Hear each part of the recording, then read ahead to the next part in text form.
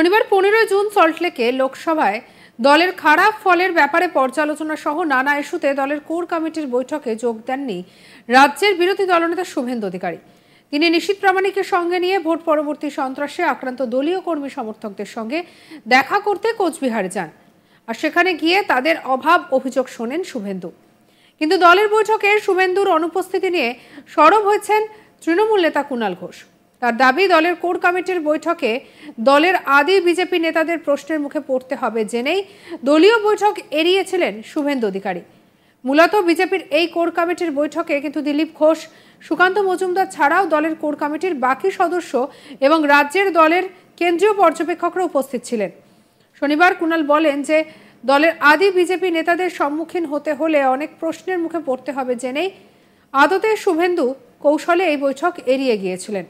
কি বলেছিলেন কুণাল ঘোষ, শুনবো। জোর করে বিজেপির যিনি আগে ওখানে ছিলেন, কেন্দ্রীয় সরকারের ক্ষমতা অপব্যবহার করে জোর করে যাদেরকে আটকে রেখেছিলেন, বিজেপি দখলদারি করেছিল। এই লোকসভা নির্বাচনে কোচবিহারে বিজেপি পরাজিত হওয়ার পর সেখানে স্বাধীনতার আনন্দ চলছে, মুক্তির আনন্দ চলছে। তারা স্বতঃস্ফূর্তভাবে অনেকে তৃণমূল কংগ্রেসে যোগ দিচ্ছেন। এই দেখে শুভেন্দুদের ভিত নেড়ে গেছে। শুভেন্দু কোচবিহারে গেছেন। তিনি কোচবিহারে গেছেন কলকাতার তাদের দলের মিটিংটা অ্যাভয়েড করতে, কারণ ওই মিটিং এ ক্ষোভে ফুটছে আদি বিজেপি যে অমুক দলের জন্য লোকসভায় ডুবেছে বিজেপি, অমুকের জন্য অমুকরা হাইজ্যাক করে নিচ্ছিল, তারাই তো ভোট পরিচালনা করেছে, তারাই তো নানা রকম কথা বলেছে। এই মিটিংটাকে অ্যাভয়েড করার জন্য, মিটিংটা থেকে পালিয়ে যাওয়ার জন্য, পুরনো কর্মীদের ফেস করতে হবে না, সেই আতঙ্কে কোচবিহারে নাটক করতে গেছে। যদিও কোচবিহারে থাকা শুভেন্দুকে এ নিয়ে জিজ্ঞাসা করা হলে তিনি জানান, কেন্দ্রীয় স্বরাষ্ট্রমন্ত্রী অমিত শাহজি আমাকে নির্দেশ দিয়েছিলেন দলের কোর কমিটির বৈঠক থেকে আক্রান্তদের কাছে আগে পৌঁছতে হবে। দলের কেন্দ্রীয় নেতৃত্বের নির্দেশেই ভোট পরবর্তী হিংসায় আক্রান্ত ও ঘরছাড়া দলীয় কর্মী সমর্থকদের দেখতে এসেছি। কোর কমিটি 18 জন সদস্য রয়েছেন, 16 জন বৈঠকে গিয়েছে, আমরা 2 জন এখানে আছি। কলকাতায় ফিরে আমি দলের যা সিদ্ধান্ত সব সই করে পূর্ণ সমর্থন জানাবো। দলের কোর কমিটির বৈঠকে যা সিদ্ধান্ত হবে সে বিষয়ে তারা পূর্ণ সহমত রয়েছে। কি বলেছেন শুভেন্দু অধিকারী, শুনবো। কেন্দ্রীয় স্বরাষ্ট্রমন্ত্রী অমিত শাহজি তিনি আমাকে নির্দেশ দিয়েছেন আক্রান্তদের কাছে আগে থাকতে হবে। কোর কমিটিতে 18 জন সদস্য আছে, 17 জন ওখানে থাকবে, আরেকটা প্রবলেম নেই। আরেকটা 16 জন, আমরা 2 জন এখানে আছি। আমি আমার ফিরে গিয়ে রাত্রে বা কালকে গিয়ে সইটা করে দেবো। ওখানে যে সিদ্ধান্ত হবে সেই সিদ্ধান্তই আমরা পূর্ণ সমর্থন করব। আমাদের দলের নেতারা নির্দেশ দিয়েছেন দিল্লি থেকে যে আগে আক্রান্তর কাছে পৌঁছাতে হবে। শনিবার 15 জুন সল্টলেকে লোকসভায় দলের খারাপ ফলের ব্যাপারে পর্যালোচনা সহ নানা ইস্যুতে দলের কোর কমিটির বৈঠকে যোগ দেননি রাজ্যের বিরোধী দলনেতা শুভেন্দু অধিকারী। তিনি নিশীথ প্রামাণিকের সঙ্গে নিয়ে ভোট পরবর্তী সন্ত্রাসে আক্রান্ত দলীয় কর্মী সমর্থকদের সঙ্গে দেখা করতে কোচবিহারে যান, আর সেখানে গিয়ে তাদের অভাব অভিযোগ শোনেন শুভেন্দু।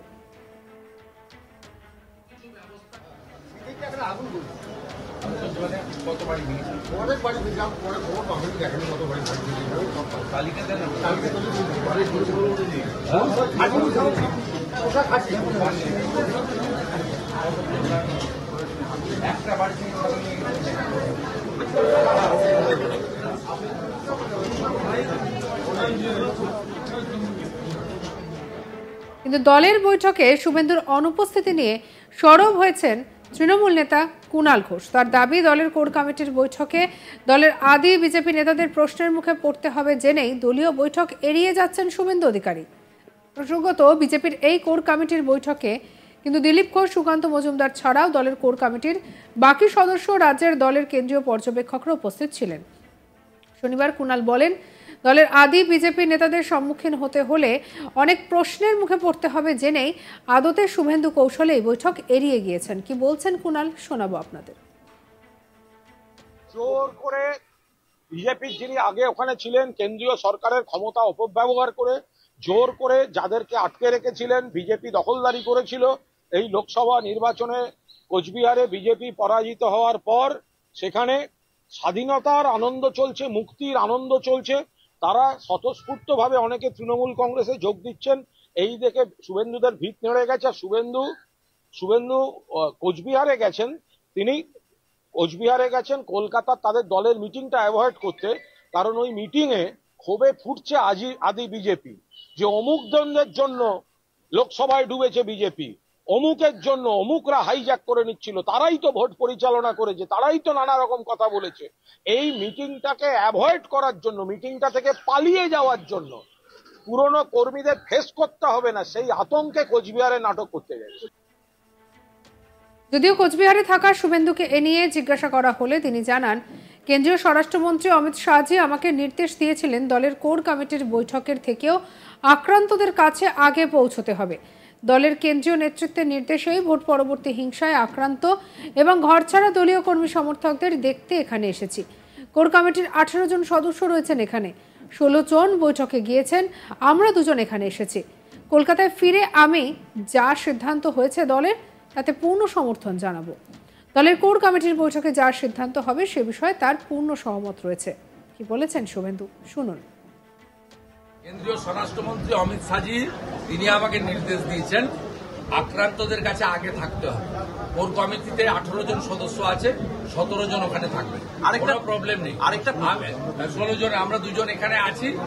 আমি আমার ফিরে গিয়ে রাত্রে বা কালকে গিয়ে সইটা করে দেবো। ওখানে যে সিদ্ধান্ত হবে সেই সিদ্ধান্তই আমরা পূর্ণ সমর্থন করব। আমাদের দলের নেতারা নির্দেশ দিয়েছেন দিল্লি থেকে যে আগে আক্রান্তর কাছে পৌঁছাতে হবে। শনিবার 15 জুন সল্টলেকে লোকসভায় দলের খারাপ ফলের ব্যাপারে পর্যালোচনা সহ নানা ইস্যুতে দলের কোর কমিটির বৈঠক ছিল এবং বিজেপির সেই কোর কমিটির বৈঠকে যোগ দেননি রাজ্যের বিরোধী দলনেতা শুভেন্দু অধিকারী। তিনি নিশীথ প্রামাণিককে সঙ্গে নিয়ে ভোট পরবর্তী সন্ত্রাসে আক্রান্ত দলীয় কর্মী সমর্থকদের সঙ্গে দেখা করতে কোচবিহারে যান। আমরা এমন কিছু ব্যবস্থা নেব যাতে আপনারা এই অবস্থা থেকে বেরিয়ে স্বাভাবিক জীবনযাপন এবং আপনার স্বাধীনতা নিয়ে আপনি বসবাস করতে পারেন। সেজন্যই আমরা এখানে এসেছি। তা আমরা ভালো জায়গায় আছি, আপনারা খারাপ জায়গায় আছেন, ওসব কোনো ব্যাপার নেই। আমরা we are same boat brother, একই নায়ের যাত্রী। নেতৃত্বরাও যে আক্রান্ত হচ্ছেন না তা নয়। আমাদের সঙ্গে 2-4টা সিকিউরিটি থাকে, এটা ঘটনা। তার মধ্যেও আমরা অনেক জায়গায় আক্রান্ত হচ্ছি। কত বাড়ি ভেঙেছে? অনেক বাড়ি ভেঙে পরে খবর পাবেন, দেখেন কত বাড়ি তালিকা দেন।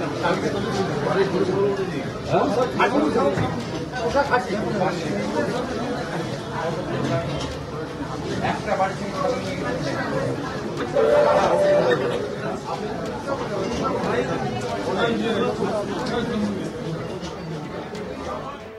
সঙ্গে রাখুন আজ তাক বাংলাকে, সাবস্ক্রাইব করতে ভুলবেন না।